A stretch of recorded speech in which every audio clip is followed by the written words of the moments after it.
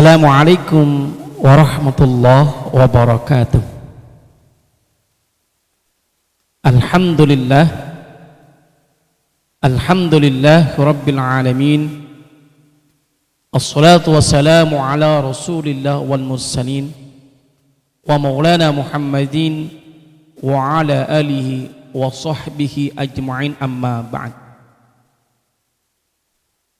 Faqala Allah Ta'ala fil Qur'anil Karim, a'udzu billahi minasy syaithanir rajim. Bismillahirrahmanirrahim.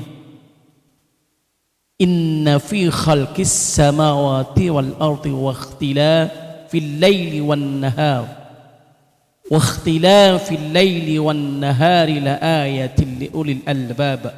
Shadaqallahul azim. Kaifa halukum, kepada anak-anakku semuanya. Mudah-mudahan anak-anakku semuanya diberikan kesehatan oleh Allah Subhanahu wa taala dan selalu menjaga progres. Mudah-mudahan kita semuanya diberikan barokah dan dilindungi oleh Allah Subhanahu wa taala. Baiklah, pada pagi hari ini Allah memberikan yang terbaik kepada Ustaz Jamal, dan insyaallah Ustaz Jamal akan memberikan materi yang berjudul iman kepada Allah Subhanahu wa taala. Baiklah, kepada anak-anakku semuanya, apa sih yang dimaksud dengan iman? Dan ada berapa rukun iman? Iman menurut lugah atau bahasa, yakni adalah artinya percaya. Percaya kepada siapa? Kepada Allah Subhanahu wa taala. Lugah iman adalah percaya. Kemudian iman secara istilah adalah merupakan sebuah keyakinan yang ada di dalam kalbu kita, diucapkan dengan lisan kita dan dibuktikan dengan amal perbuatan kita sehari-hari. Itulah yang dinamakan iman secara istilah. Kepada anak-anakku semuanya, iman ada 6. Yang pertama adalah rukun iman kepada Allah Subhanahu wa taala. Yang kedua, kita percaya kepada malaikat-malaikat Allah. Dan yang ketiga, kita percaya kepada kitab-kitab Allah. Dan yang keempat, kita percaya kepada Nabi dan Rasulullah. Dan yang kelima, kita percaya pada hari akhir. Dan yang keenam adalah kita percaya kepada qada dan qadar.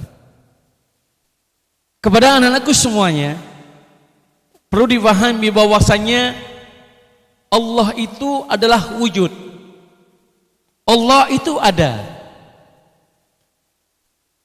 Allah itu ada, dan kita sebagai hamba Allah yang berhak, yang patut kita sembah itu adalah Allah Subhanahu wa taala. La ilaha illallah, tidak ada Tuhan yang patut kita sembah kecuali Allah.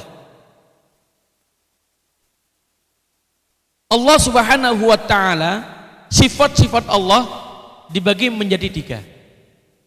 Yang pertama adalah sifat wajib bagi Allah. Kemudian yang kedua ada sifat mustahil. Yang ketiga adalah sifat jaiz bagi Allah Subhanahu wa taala. Baiklah, kepada anak-anakku semuanya, yang pertama adalah sifat wajib yang dimiliki oleh Allah Subhanahu wa taala adalah sifat yang belum tentu dimiliki oleh makhluk Allah lainnya.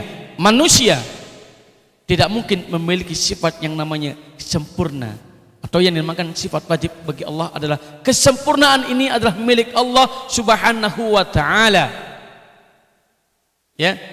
Allah itu wujud, qidam, baqa, ada 13 itu yang harus sifat-sifat Allah yang kita fahami. Allah itu ada. Coba kita renungkan yang ada di alam muka bumi ini semuanya, yang namanya hewan, yang namanya manusia, semua coba kita renungkan bersama-sama. Kenapa kok bisa ada? Siapakah yang menciptakan itu semuanya? Oleh karena itu, kepada anak-anakku semuanya, yang menciptakan semuanya itu adalah Allah Subhanahu wa taala. Makanya Allah itu ada, wujud. Bisa dipahami anak-anakku semuanya? Allah itu wujud dan Allah itu dekat dengan kita. Kalau ada hamba Allah yang bertanya tentang diriku, maka katakan bahwa Allah itu dekat dengan kita. Dan kita harus paham, ya, semua yang ada di sini semuanya ini adalah Allah lah yang menciptakan kita semuanya. Allah adalah sifat yang memiliki sifat yang namanya wajib. Yang kedua, sifat-sifat Allah adalah yang namanya mustahil.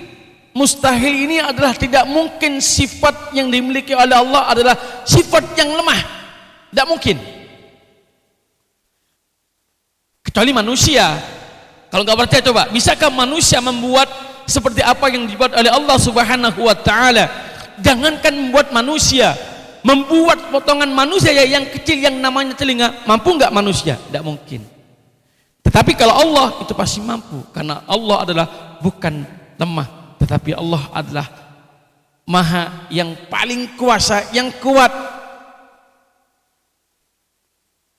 Baiklah kepada anakku semuanya, yang ketiga, sifat yang dimiliki oleh Allah adalah yang namanya sifat jaiz. Yajuz, boleh. Kalau Allah sudah qudrah dan iradanya, Allah sudah memberikan semuanya, maka itu akan jadi. Allah itu maha kuasa. Dan iradanya Allah kalau sudah berkehendak maka akan jadilah, dan apa yang diinginkan oleh Allah Subhanahu wa taala bebas.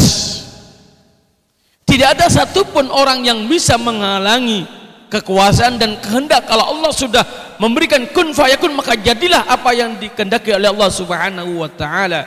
Maka kita sebagai manusia, makhluk yang lemah, ya, kita tidak mungkin bisa menandingi atau kekuasaan yang dimiliki oleh Allah Subhanahu wa taala. Oleh karena itu, kepada anakku semuanya, sifat tiga inilah yang harus kalian pahami yang dimiliki oleh Allah Subhanahu wa taala. Yang pertama adalah sifat wajib, yang kedua adalah sifat mustahil, yang ketiga adalah sifat yang namanya jaiz. Insyaallah dengan pembelajaran ini, mari kita iman kepada Allah Subhanahu wa taala, yang adalah tingkatkan iman dan takwa kita kepada Allah Subhanahu wa taala dengan kita percaya dan kita selalu jangan sampai kita menyekutukan Allah, la tusyrik billah. Insyaallah kita akan selamat di dunia maupun di akhirat.